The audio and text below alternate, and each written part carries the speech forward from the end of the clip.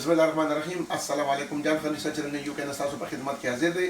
زه تاسو ته بیا دوباره یو یادګاری در کوم د سټیم انهلیشن څومره فائدې دي، خاص کر د کرونا وایرس او ویریانت چې کوم ماحول جوړ شوی دی او په دې کې کم خلکو ته نزله زکام کیږي.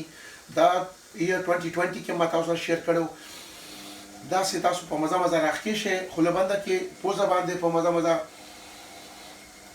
چې تکلیف نه وي، نه ټوخی راځي اسم نه چې په مزه مزه یو څو ځلو کې بیا دا ساس سره اوار چی او اس تکلیف نه وي، خوله باندې مراکاږي چې اسې لنګز پورې ورسي. نو دې کې لکشان ته ویکس هم تاسو اچول شي. دا ویکس چې په دې کې واچوي دې کې تاسو سره بنورم ډیر خولي او محسوس کیږي.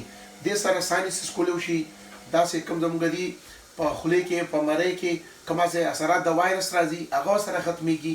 چې باندې میډیکل ایکسپرټس چې څومره خبره کړې ده او سجست کوي چې دا موږ ریګولرلی کوو د ماشومانو دا غیمو کو لکه فاصله نو سره ساتو او د لویو کسانو په سپرویژن کې ځکه چې والدي احتیاط کول پکار دي چې ځان ونه سوځي یا داسې وسره ډیر ټیم پاتې نشي.